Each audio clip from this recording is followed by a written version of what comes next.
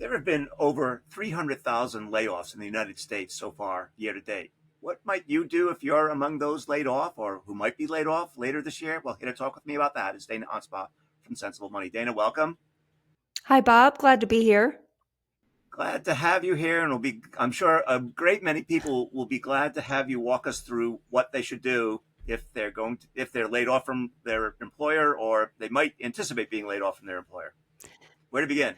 Oh, my goodness. It's always a scary thing to think about. And of course, we've had many clients have this experience. One case in particular comes to mind when you talk about layoffs or early retirement packages. And it was Thanksgiving, probably a decade or so ago. And it was someone we didn't have an existing relationship with, but she called in a panic and had been given an early retirement package offer. It was the Wednesday before Thanksgiving, and she had to submit an answer by Monday. Now, I'm guessing they gave her more time than that, but in her mind, she may have been weighing it out and then ultimately decided she needed some help making this decision.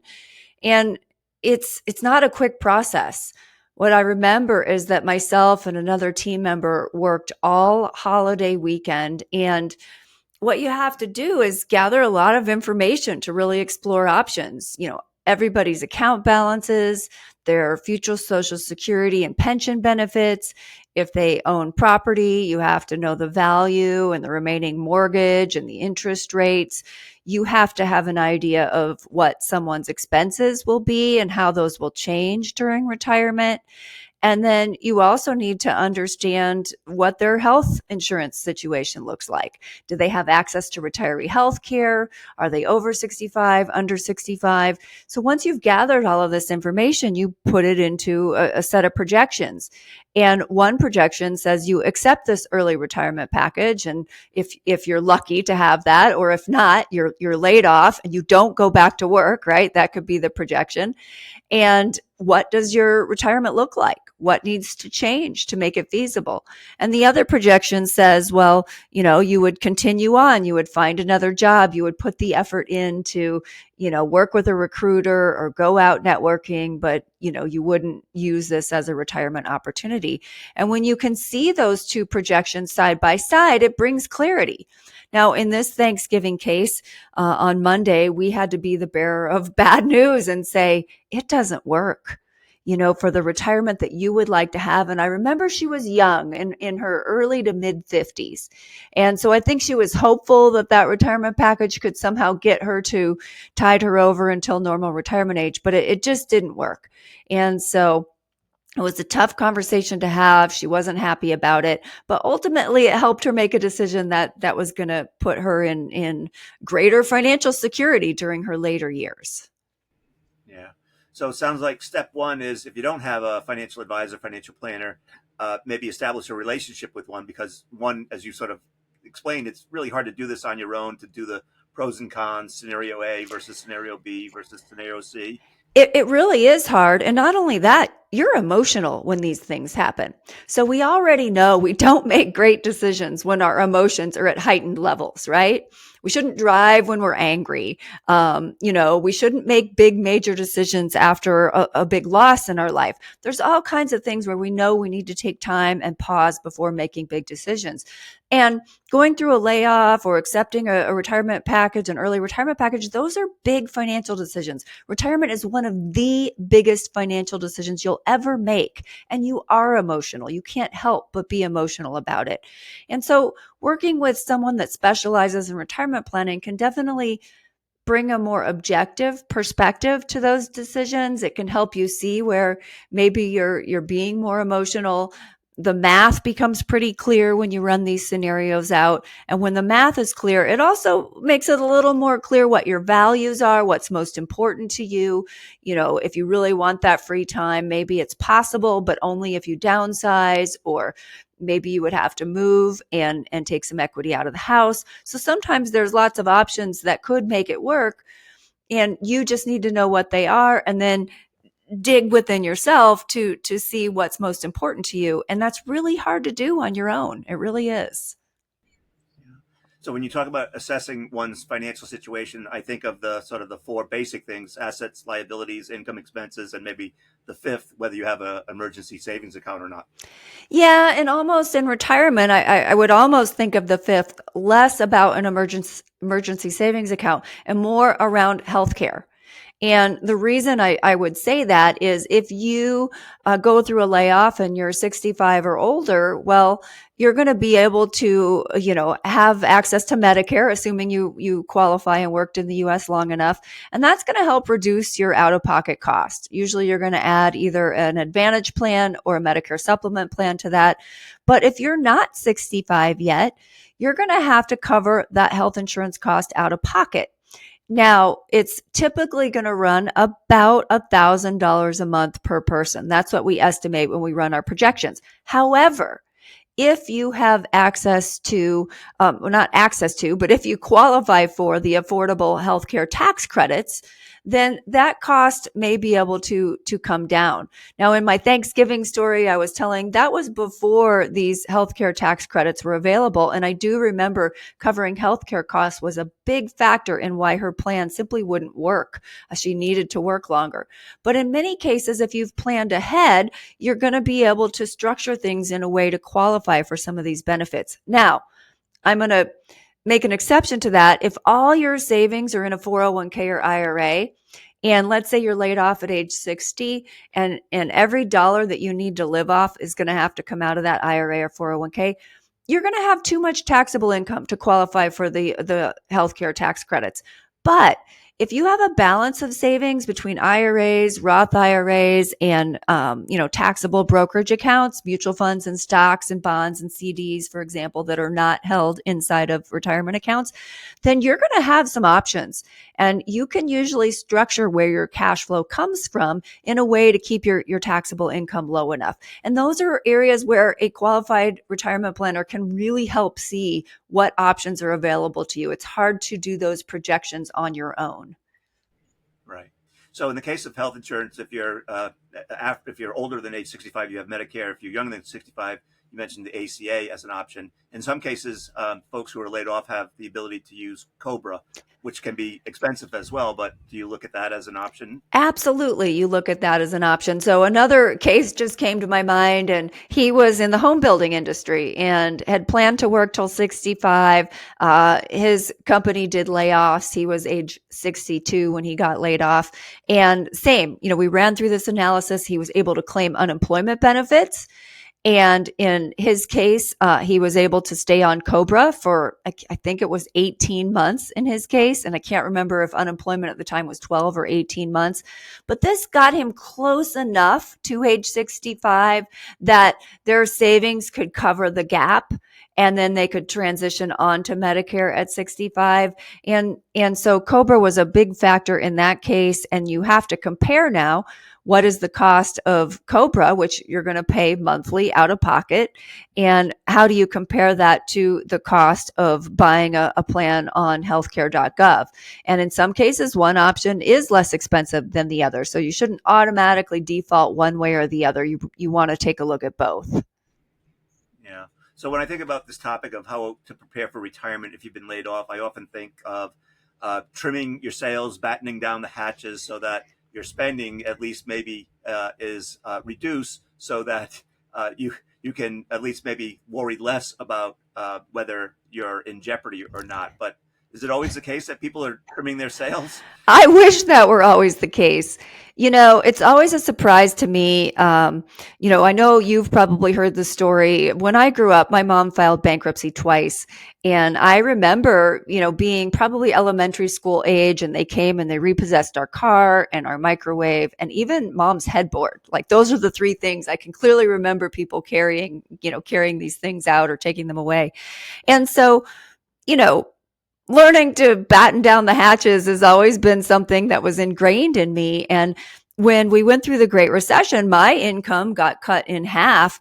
And, services I might normally have a landscaper, I like to get my nails done. I didn't do those things during that time. Those were the first things I cut out. And I had confidence that we would recover and the business would grow, but I didn't want to come out of that with a lot of extra debt. Now, contrast that with a client I worked with. They had built a beautiful dream home in Florida, and their business situation just went through a severe downturn, unexpected downturn. They lost the income they had been planning on. And the real estate market had also crashed. So this was, around 2010, 2011, when real estate was not doing well.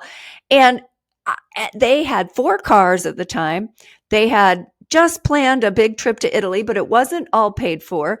And when I talked to them, I'm expecting them to be battening down the hatches. And instead, it was like, it reminded me of the musicians on the Titanic, just, playing away as the ship was sinking. It was like, no, oh no, we're still going to take that trip to Italy. Oh, I think at the time it was like, no, we just, bought our daughter a new car. And it was a little jarring to me, and it didn't turn out well for them in the long run. And so one of the first things you can do is go through your budget, figure out what's not necessary. You know what? You can always add it back later. If it turns out that those steps weren't necessary and you're able to replace your income or your job very quickly, great. Pick those subscriptions back up, pick those services back up. But one of the first things you should do is just cut out anything that's not essential. That will help you. It will immediately add money to the bottom line. And if things don't turn around quickly, you will be so glad you took those actions. Yeah. So I remember years ago, I was a reporter, and there were some layoffs at a local AT&T manufacturing facility. And as we interviewed the people coming out of the building, they were thrilled. They were going to get unemployment benefits or severance packages, and then they were going to go do what they have always wanted to do, which might have been to buy an RV and travel the country. I mean, do you get a sense that in some cases, maybe with some minor lifestyle adjustments between unemployment benefits or severance package, that you can make it work? Well, absolutely. Most recently, we've actually had 2 clients get offered layoff, packages, early retirement packages, and they had been planning on retiring in a year or two anyway. And so in those cases, the packages improved their situation. Now, it's simply because their plan was already aligned toward a retirement date of around this time. But absolutely, there's cases where, you know, it's like a windfall, right? It's like, wow, this is great. There's also cases where people are simply working because that's the default. Maybe they don't know what it is they want to retire into, and they haven't spent the time planning, and these early layoffs or retirement packages is that nudge. Suddenly they're forced to take a look at this and make this decision. And in those cases, yeah, sometimes it does work out on the positive end. Yeah. What about some sort of non-traditional tools that people might take advantage of to sort of get them over the hump, whether it's, I don't know, annuities or reverse mortgages? Does that come into play? Absolutely. Particularly if someone's age 62 or older and they have at least 50% or more equity in their home, tools like reverse mortgages, for example, let's say, I'm just going to throw out some random numbers. Let's say you own a property that's 600,000 and you have a $200,000 remaining mortgage on it, and you're age 63 and you still have a mortgage payment. Well, in many cases, a reverse mortgage can eliminate that mortgage payment for you. Now, instead of your mortgage balance going down each month, that $200,000 mortgage balance goes up each month. Now, at some point, if you sell your house, you still keep the net equity. A lot of people are scared of reverse mortgages, but they're simply a financial tool. And in this situation where a layoff should occur, there's something I think it pays to evaluate.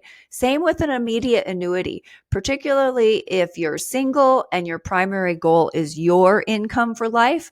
You can go to a site like blueprintincome.com and learn about annuities. You can plug in numbers and say, if I put $100,000 in, what's the, monthly amount that I could get for life? And that can help you see how you could begin to turn some of your assets into income. Yeah.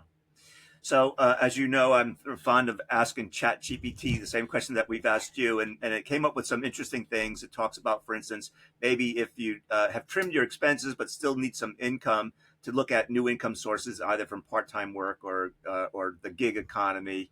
Do you see that in your practice? Absolutely. I've seen people retire and work at their local golf club.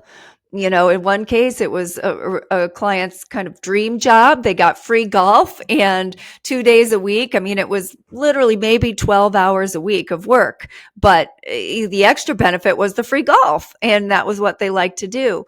I've seen others work at the library because that was something they had always enjoyed.